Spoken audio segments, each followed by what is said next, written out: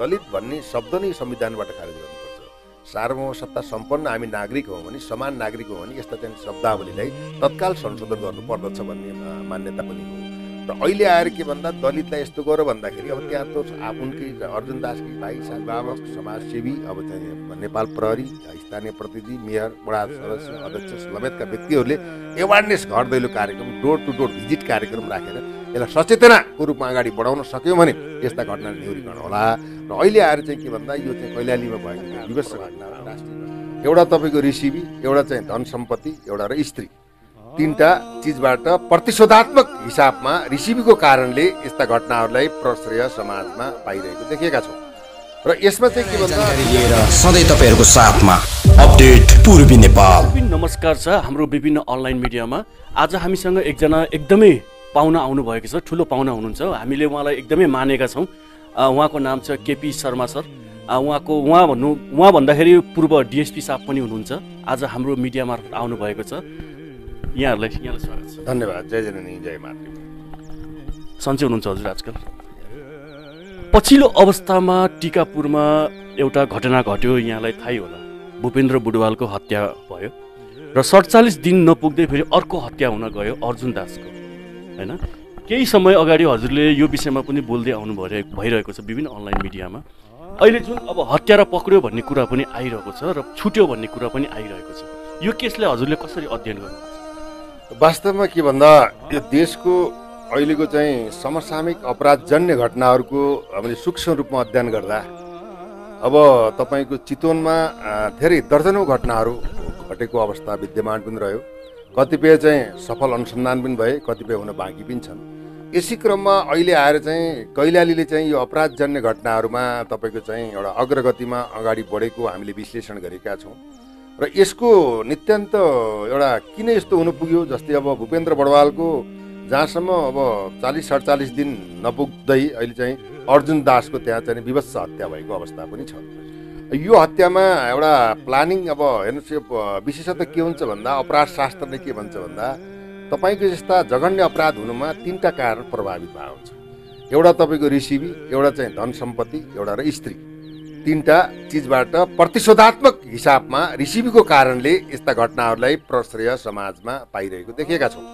र यसमा चाहिँ के भन्दा विगतमा चाहिँ तपाईँको भागीरथी भट्टको चाहिँ नि घटनाक्रममा एउटा चाहिँ अपराधीले मोबाइल अब छरछिमेकमा छेउमा चाहिँ घटनास्थलमा फेला पारेको अवस्थाबाट त्यहाँ अनुसन्धान गर्न नेपाल प्रहरीलाई सजिलो भएको अवस्था हो।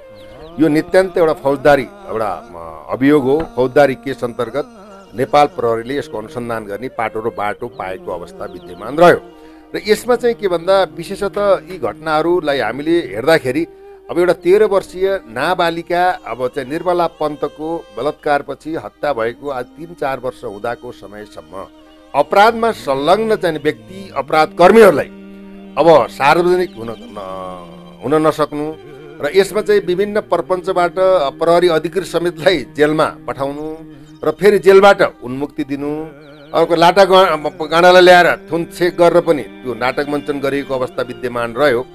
र विशेषतः यो कैलाली चाहिँ एउटा के भन्दा विगतमा एउटा ठुलो घटना घटेको पनि एउटा घटना पनि हो। सायद त्यो आजै या हिजोकै दिनमा भएको जस्तो मलाई लाग्छ। अब त्यहाँ चाहिँ तपाईँको चाहिँ उच्च प्रहरी अधिकृत नाबालकलाई चाहिँ के भन्दा अब भालाले रोपेर आगोमा पेट्रोल शरीरमा जलाएर घोची घोची मारेको अवस्था पनि थियो। त्यसको डिजाइनरको रूपमा अहिले जननिर्वाचित चाहिँ तपाईँ संसद रेशम कुमार चौधरी अहिले जेलमै भएको अवस्था पनि विद्यमान छ। त्यो पनि अनुसन्धानको बाटो र पाटो रहेको अवस्था छ। विशेषतः यो भनौँ एउटा अर्जुन दास सामान्य परिवारका मान्छे हुन्। उनी एउटा इटा भट्टामा काम गर्ने एउटा श्रमजीवी श्रमिक एउटा व्यक्ति हुन् र तिनी चाहिँ भारतमा कार्यरत थिए। भारतबाट चाहिँ करिब घरमा आएको चाहिँ तपाईँको 20 दिन नपुग्दै उनको चाहिँ निर्ममतापूर्वक हत्या भयो। हत्या पनि यस्तो तरिकाले भयो कि तपाईँको चाहिँ एउटा घाँटी नै छेदेर तपाईँको अब तपाईँको पछाडि चाहिँ डोरीले बाँधेर होइन नाङ्गै रुखमा लट्काएर अब घाँटी र गर्दन चाहिँ अलग अलग पारेर एउटा निर्ममतापूर्वक हत्या भएको हामीले पायौँ। र यस हत्यामा निजसँग संलग्न रहेका 5-6 जना संलग्न भएको हामीले चाहिँ पहिले नै उजागर गरेको अवस्था थियो। किनकि पनि एक व्यक्तिले एक व्यक्तिको हात बाँधेर चाहिँ हत्या गर्न सक्दैन भन्ने कुरामा त्यसैमा चाहिँ के भन्दा मनोज भण्डारी भन्ने एउटा मुख्य योजनाकार, जसले चाहिँ के भन्दाखेरि मैले ढाड मतलब गर्दन छिनाएको छु, मैले मारेर आएको छु भन्ने कुरा अब इन्डियन बोर्डरमा गएर चाहिँ अब त्यसको अडियो क्लिप्स पनि भयो। अडियो भोइस मेसेज चाहिँ के भन्दा निजको भनौँ श्रीमती अर्जुन दासको श्रीमती ज्यूकोमा परिसकेपछि त्यो प्रहरीमा गयो। प्रहरीमा गइसकेपछि अब चाहिँ शङ्कास्पद मान्छेहरूको किटानी जाहेरी भयो, घटनास्थल प्रकृति भयो, लास जाँच प्रकृति पनि भयो र त्यसमा चाहिँ भावावेशपूर्ण रूपमा त्यहाँ जनता आन्दोलित पनि भएको अवस्था पनि रह्यो। र अहिले चाहिँ मेन चाहिँ भनौँ तपाईँको चाहिँ मनोज भण्डारी लगायतका चाहिँ 4 जनालाई पक्राउ भएको अवस्था पनि हामीले बुझेका छौँ। र सुरुमा 1 जना पक्राउ भएको अवस्था थियो। के कति कारणले कुन तरिकाले किन कसरी मारे भन्ने कुरामा प्रहरीले चाहिँ सार्वजनिक गरेको अवस्था छैन, अनुसन्धानको दायरामा छ। र यसमा चाहिँ के छ भन्दाखेरि यो चाहिँ यो ड्रग्सको चाहिँ तपाईँको कुलतको कारणबाट एउटा भावावेशमा आएर चाहिँ हत्या भएको पनि हुनसक्छ। त्यहाँ मोबाइल चोरीका कुरा पनि आए। एउटा मोबाइल जसको चोरिएको थियो त्यो मोबाइल पनि प्राप्त भएको अवस्था छ। र त्यसैमा पनि के भन्दा साँझ पख चाहिँ एकजनाले चाहिँ अब चाहिँ अर्जुन दासलाई अब चाहिँ श्रीमतीको बाटोमा फेला पर्दा होइन दाइलाई म एकछिनपछि लिएर आउँछु भाउजू जानुहोस् भनेर पठाएको अवस्था भनेपछि त हजुरलाई लाग्छ त्यो जसले बोलाउन गएको थियो नि त्यो आफ्नै मित्र नै हो। अब किनभने उनले अब एउटा भट्टीसट्टीमा जानमा मादक पदार्थ सेवन गरेको अवस्था पनि विद्यमान रह्यो। र यिनीहरूले चाहिँ के भन्दा राति फेरि अब त्यो घटना घटाइसकेपछि एउटा चाहिँ सामुदायिक वनमा एउटा वनपालेले देखेर चाहिँ 2-3 दिनपछि लास फेला पर्यो। विवश अवस्थामा लास फेला पर्यो, जसले गर्दा सिङ्गो चाहिँ भनौँ त्यहाँको समाज र चाहिँ नेपाल नै एउटा के भन्दा अक्रान्त अवस्थामा पुग्यो। एउटा होनहार युवाको यस्तो नरहत्या हुनुको पछाडि अवश्य पनि कसैलाई सुखद पीडा सुखद हुँदैन, यो दुःखद पीडा नै हो भन्ने हिसाबमा अब चाहिँ के भन्छ आफ्नै साथी सङ्गतिमा एउटा लागु औषध दुर्व्यसनको उत्तेजनात्मक तरिकाले चाहिँ यसमा भावावेशमा आएर हत्या भएको हुनसक्ने हामीले आकलन गरेका छौँ। यो प्रहरीले अनुसन्धानमा रहेको हुँदा अब प्रश्न नै यो किन कसरी के कारणले हत्या गरिएको भन्ने कुराहरूमा चाहिँ पछि अब सार्वजनिक गर्ने नै छ। किनभने यो घटनामा अपराध अनुसन्धान भएको अवस्था हो, प्रहरी यसमा सफल भएको अवस्था पनि छ।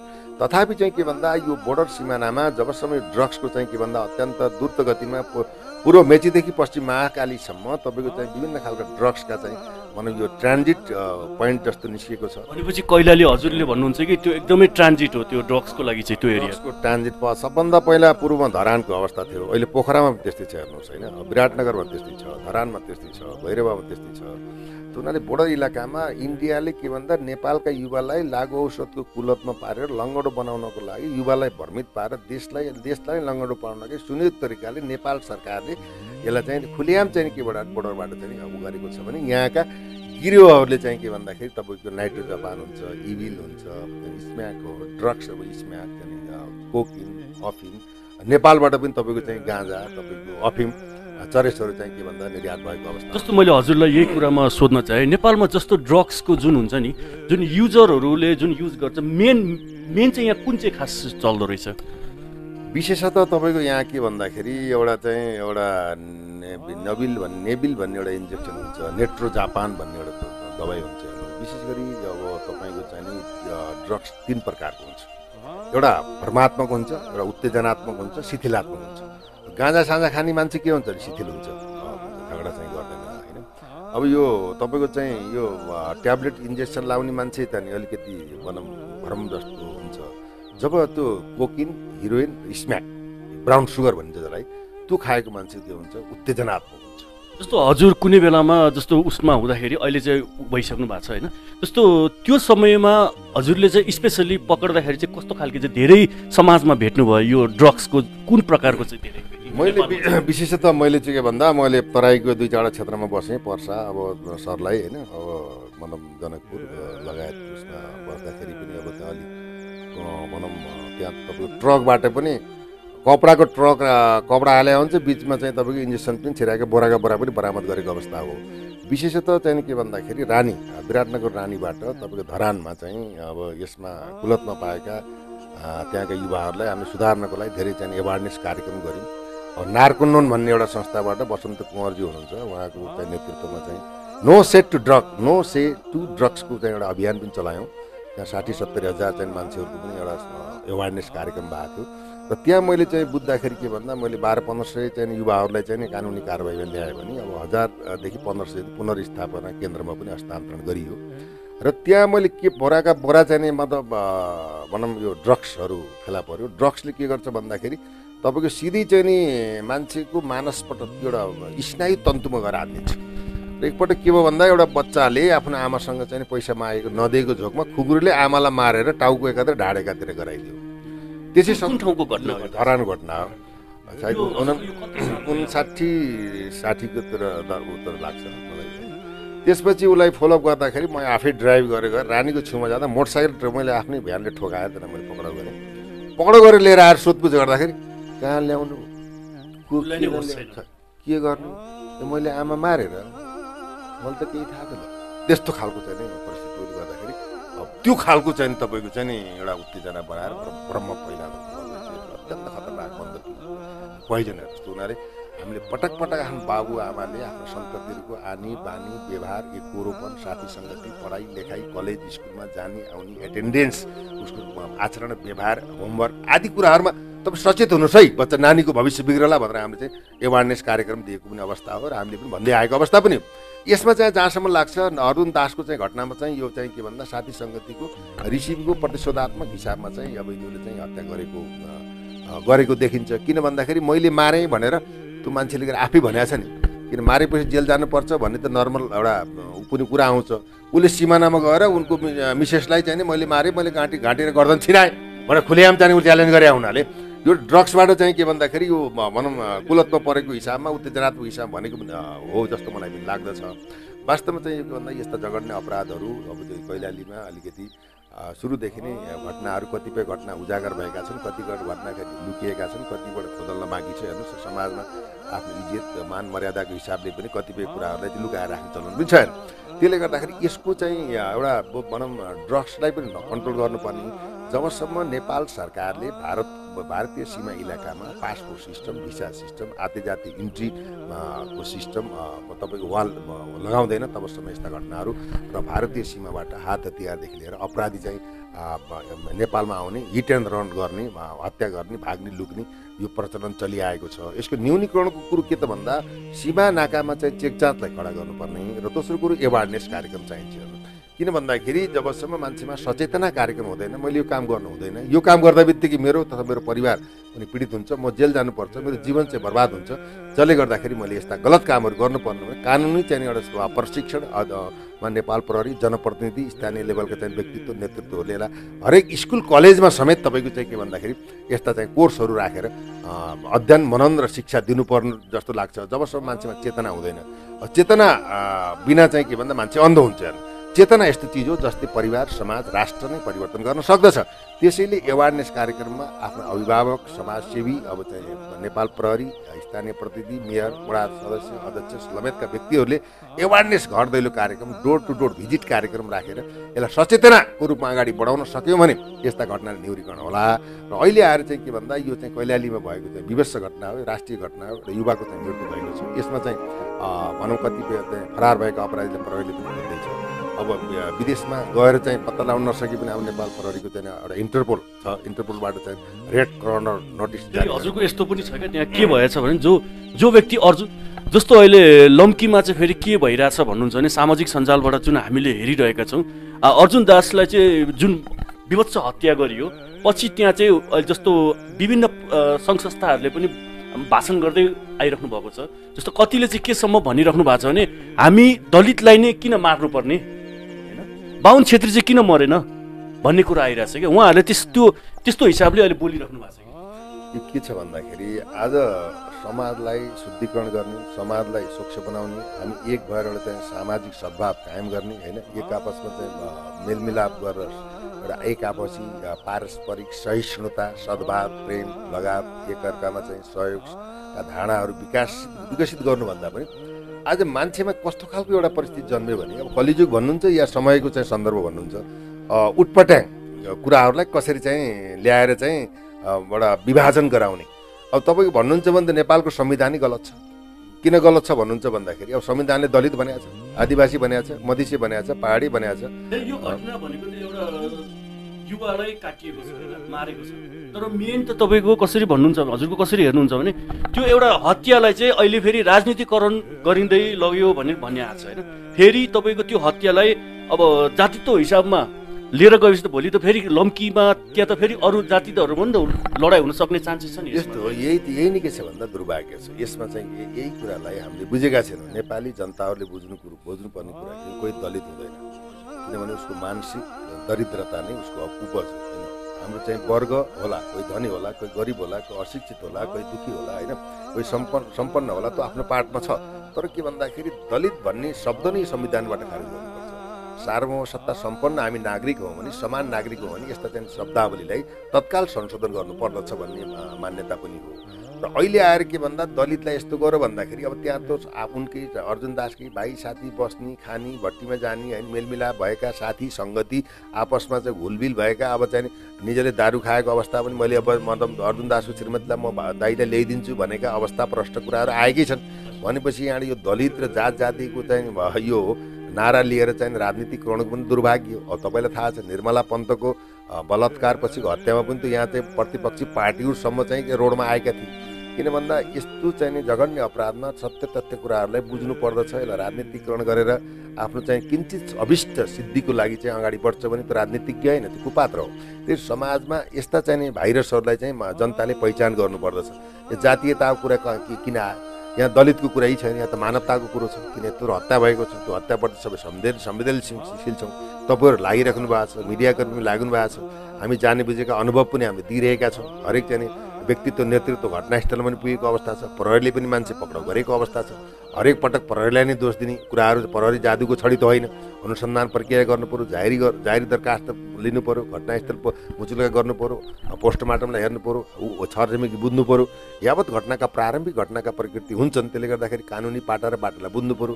अब कानुन पनि घुमाउरो छ हेर्नुहोस्। अब चाहिँ के भन्दा कुनै पनि अपराधीलाई पक्राउ गर्न अदालतको आदेश लिनुपर्दछ अहिले हेर्नु। अब तपाईँको चाहिँ कल डिटेल्सको लागि पनि अदालतबाट आदेश लिएर उसले कहाँ कहाँ कल गरेको छ, भोइस मेसेज सबै चाहिँ तपाईँको चाहिँ दूरसञ्चारमा गएर प्रहरीले धाएर ल्याउनु पर्दछ। यो घुमाउरो कानुनको परिपाटित गरेको चाहिँ स्टेट ऊ छैन। त्यो हुनाले यसलाई पनि सच्याउनु पर्छ भन्ने मान्यता हो। तर के भन्दा यसरी विभिन्न चाहिँ मान्छेहरूले आफ्नो स्वार्थ सिद्धिको लागि यो अर्जुन दासको चाहिँ एउटा लासमाथि राजनीति गर्छन् भने त्यो चाहिँ मानवता पनि होइन, त्यो चाहिँ दानवता हो।